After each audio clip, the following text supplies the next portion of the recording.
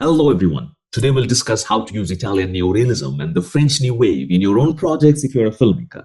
I assume you have seen key films that came out from these two movements. For Neorealism, watch Vittorio De Sica's Bicycle Thieves. It was released in 1948. Or AVANT-GARDE, released in 1952. Or Showshine, 1946. Also, you can watch Roberto Rossellini's Rome Open City, released in 1944, among many others. For the French New Wave, also known as La Nouvelle Vague, look to Jean-Luc Godard or François Truffaut, and they all belong to Cahiers du Cinema Circle, which is philosophically distinct from Agnes Varda's Left Bank group. I'll not dwell on the post-World War history behind these experiments and innovations in cinematic styles. Instead, I'll move directly to where theory and technique meet. Consider a simple scenario to start with. You wake up in your apartment in the morning and you need to attend a morning class if you're a student.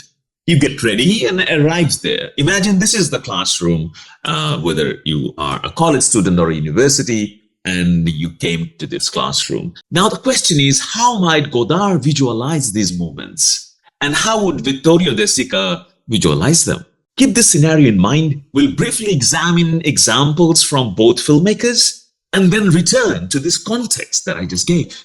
Let's start with Vittorio De Sica's Bicycle Thieves, the opening scene, and we'll try to decode the aesthetics, the choices, the creative choices that the filmmaker and the creative team made, which means we'll look into the camera position, shot list, mise-en-scène, if necessary, montage as well. So what is this angle? This is a low angle shot. Camera is in the low angle, and the person who is about to announce the available jobs is in a higher position, and the camera is in the low angle. Okay, and it's a master shot, not establishment shot.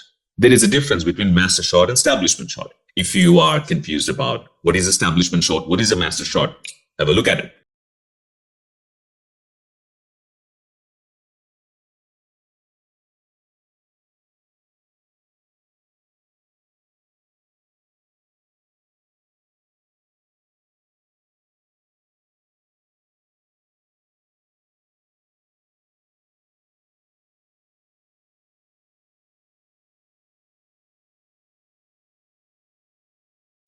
And see, from master shot, it switched to establishing shot. Establishing shot was not the first shot of this film. And then we switched back to that high angle and low angle shot. You would see over the shoulder of the man, right, this one. So now it's high angle. So from high, we can see all the people who are looking for jobs, right? And this is in a bit low angle. So look at this mise-en-scène, the composition, where your characters are standing and moving.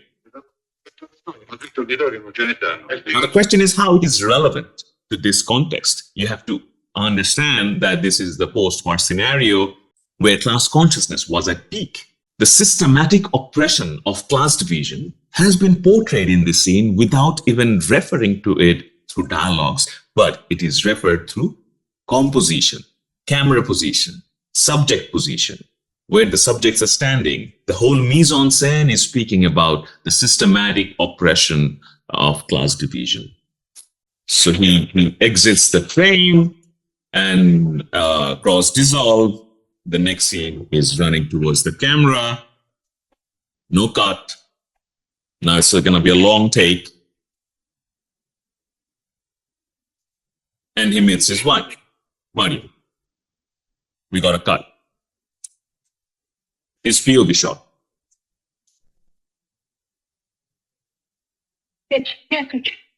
Ma dimmi se non so disgrazia. C'è il posto e non lo posso fare. They started walking. There's a cut, right?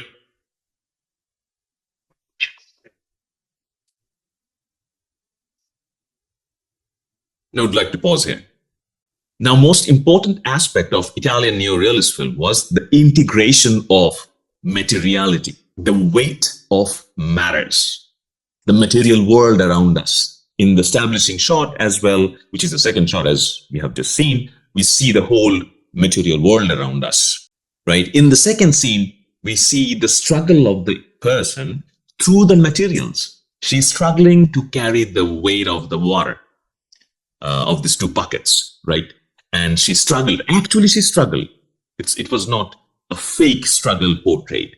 So it has that documentary sense as well that makes it a neorealist film. So when we say the real world in post-war scenario, it meant how you add the material world, the material reproduction, the material sufferings, the financial sufferings. He lost his bicycle, which is a material, right? And a human's value is reduced to materiality. A human's value is no longer tied to anything spiritual or non-material stuff. Instead, it's the wage is connected to the material. He physically can work, but he is not able to work just because he doesn't have a bicycle, right? So think of this material incorporation within the script to give it the feeling of real. In vez de rimediando, che non si può rimediare? Ma che te vuoi rimediare? C'è la bicicletta. Subito. See the long take. They're walking and talking. Subito. Per forza se lo piano. There's a cut. So you get to see the whole environment where they live. Now they will take the stairs. They could have had a jump cut right to their house, right to their apartment. But we can see them dragging these two buckets from there to their apartment.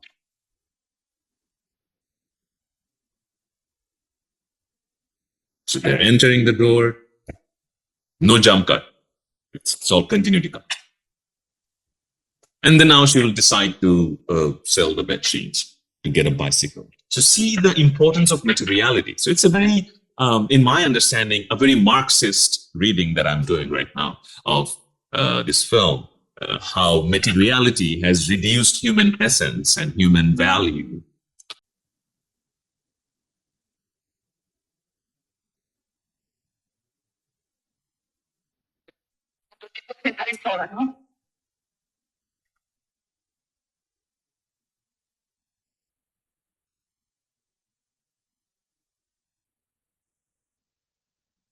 See the end, cross dissolve.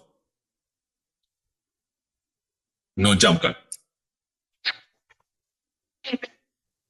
Sono di lino e cotone, roba buona.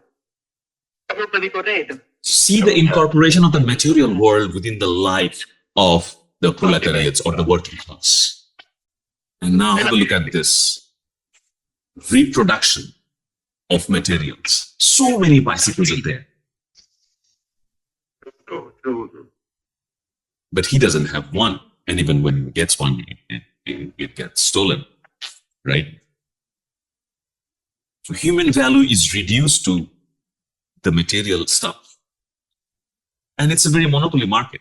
One place, one person, or one institution has all these materials piled up.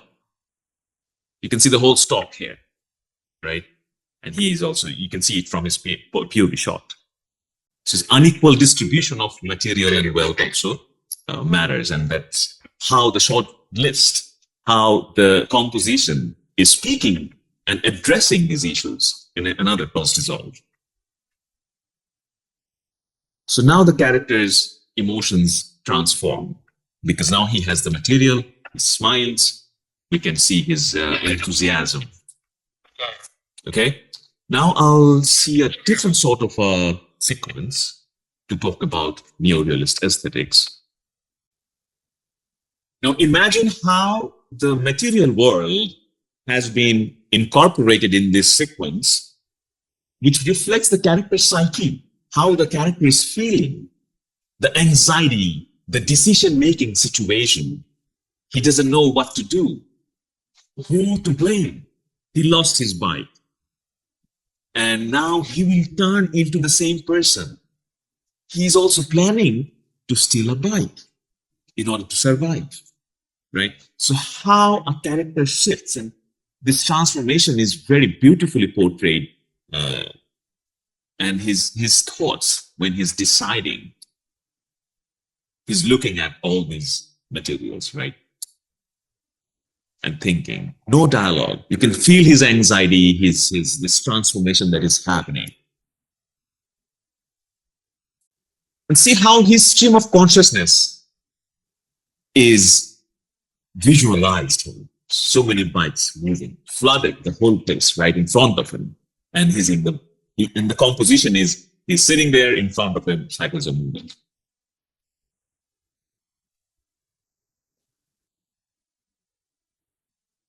And see how the music is designed. The beat changed.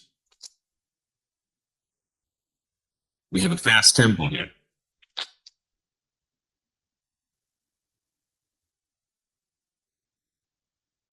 See the constant cuts. So here we have an interesting montage. These all became sort of a symbolic montage to reflect how he's thinking, what's going on in his head, his anxiety, without any dialogue, how this whole thing. You know what happens next? So now we got an idea of camera compositions, long takes, right? Now, if I ask you, what does it mean to incorporate Italian neorealist aesthetics in your cinema, in your project, in your short film, through editing, camera composition, storytelling technique? The first thing is you would think of incorporating the material world around us. You would think of the weight of it, the heavy weight of the material world around your subjects, okay, your characters. And then you'll think about using editing, using camera compositions, angles to speak of the same theme that your character is going through, the philosophy of the film, or the character's feelings. Where should I situate my camera? Is it anywhere that looks beautiful? No, it depends on the context. It depends on the philosophy of that particular scene. So going back to where we were, I gave you a task, a prompt that is, imagine you are walking from your apartment to your school. You woke up and you got ready, you had breakfast possibly, and then you started walking here. Now, how would Vittorio De Sica possibly, or if you follow his style or any neorealist style, how would you think of visualizing it? I will share how I would do, but that's not the only way. You can think of your own ways as well. So I would place the camera, the first shot, on a top angle, like on the ceiling fan, so which will give me a little blurry effect in front of the camera because the fan will be moving, but it will be moving quite fast, so it will not be, the blades won't be visible, right? But I could see the character is sleeping, woke up, and all in one shot. The drudgery of the day, the weight of the day. Let's say it's a very monotonous Monday. That's the title of the short. My Monotonous Monday. That's the title, okay? Imagine, and I have that shot, and the character woke up, the character went out of the frame, camera, no cut. I can hear the sounds as an audience, right? He or she or they are making coffee, and I can hear the sounds. The camera is still there on the ceiling, okay? The character is off and on, getting inside the frame or exiting the frame. But I don't see what they're doing in the kitchen. I don't see what they're doing elsewhere, right? Went to the restroom. When the character is brushing their teeth, I can hear that sound as well. The camera is still there, and we can see the whole room. It's a wide angle shot of the bedroom. Okay. And then maybe I'll have a cut when the character goes out. Either the character shuts the door, turns off the light. That will be my cutting point. And then I can have a cross dissolve, maybe in the street. Now, in the street, I will try to incorporate the weight of the material world as well. Like, let's say there's a stop sign, but cars are not stopping while the person is crossing the street.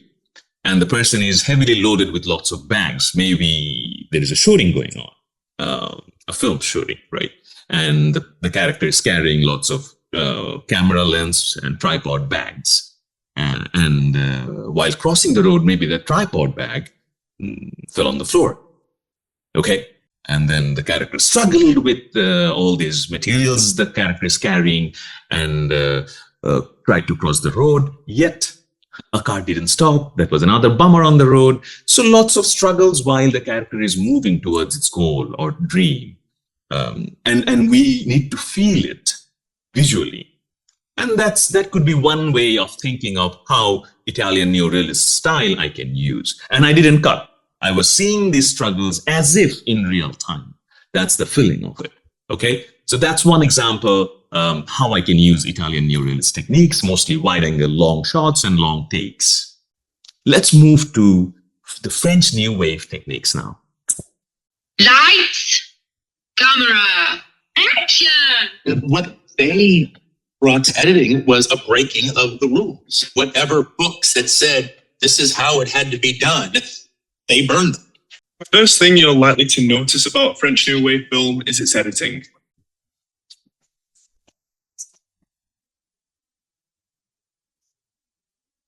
So what was so special about it?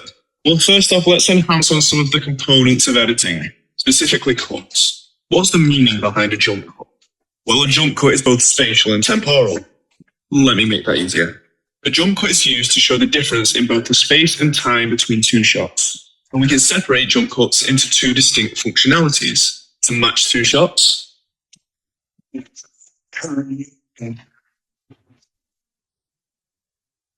or to mismatch two shots.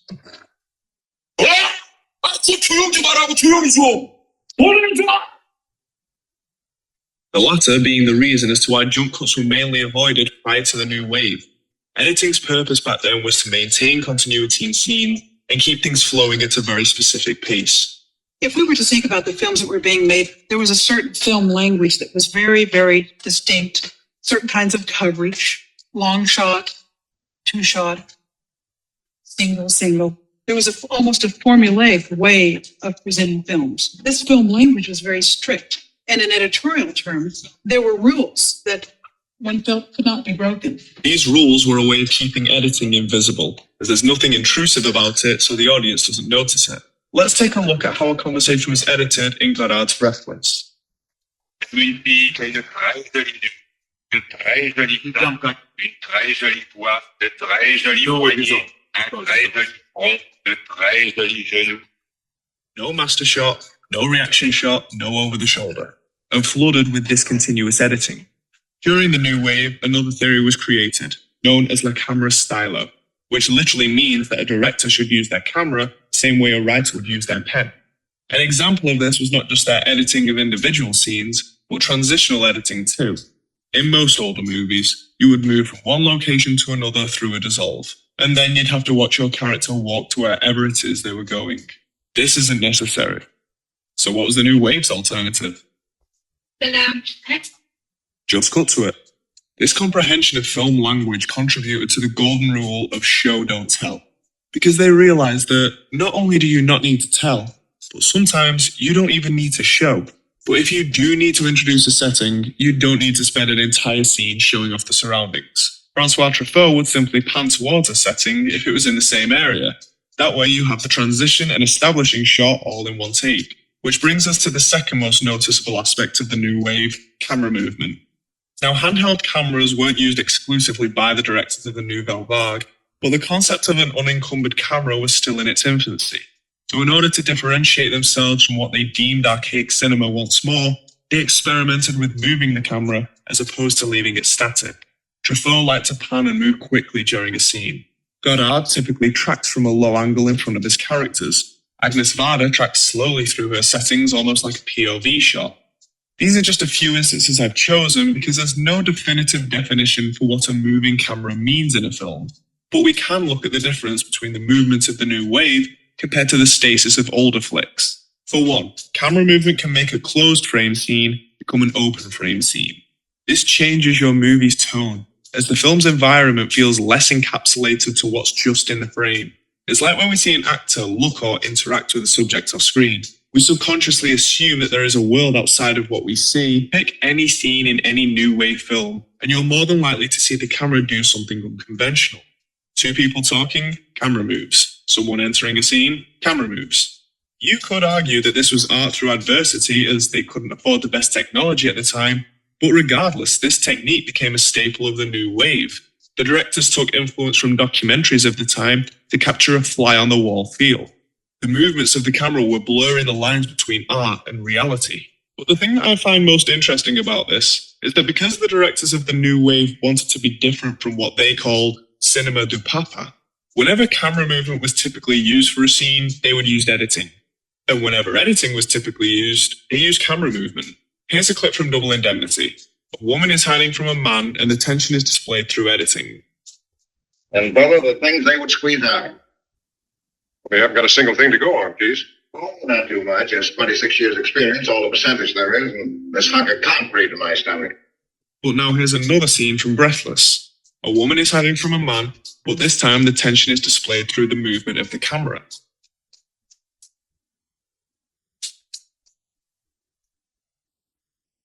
An alternative. They didn't want to be different for the sake of it. They wanted to find new methods that worked in the same way the older techniques did. And if the editing and movement of the camera wasn't enough to change the style of films forever, the other thing the new wave was famous for was its unorthodox in-your-face approach. But once more, all they were really doing was finding new ways to convey the same message. For example, you need to show something important to the audience. So what's the best way to do that? Most people would probably say a close-up. And yeah, that's fine. But remember, that's not the style of the Nouvelle Vague. They didn't want to immerse you in a realistic sense. Their techniques were very playful. So instead of a close-up, how about altering the frame itself? This still gives us the same function as a close-up, as the camera is drawing our attention to a specific point in the scene. Playing with the frame and developing alternate techniques has been essential in newer auteurs enhancing their own styles. By using this technique, you can go from a close-up to a wide angle without cutting or even moving the camera, all while maintaining the essence of that self-aware style. They even broke their own newly established rules of editing. Instead of using montages, which their films used extensively, show multiple shots of the same scene at once in the frame. Another famous technique to show emphasis was to use freeze frames. Again, this could have been done with a close-up or perhaps a slow zoom to enhance the subject to the scene, but instead they took a snapshot of the moment. I find this technique more dramatic because it's almost as though it immortalizes a moment in time. If cinema is truth 24 times a second, it makes you wonder, what was so spectacular about that one truth? In short, it's the auteur theory when we talk about French New Wave, by which I mean they broke the traditional grammar and they created their own grammar. We see lots of jump cuts, we see different form of camera movement. And I'd like to reflect on that term fly on the wall, which is traditionally used in documentary. But in French New Wave, I would say it's a mixture of fly on the wall and fly on the soup. Both. That's how I think of it. Because when we say fly on the wall, it means camera at a distance. Camera is not interfering in the business, in the action. It's just observing. That's fly on the wall. But in French New Wave, I personally see a transition from fly on the wall to fly on the soup. Fly on the soup means everyone can see the fly because it's on the soup.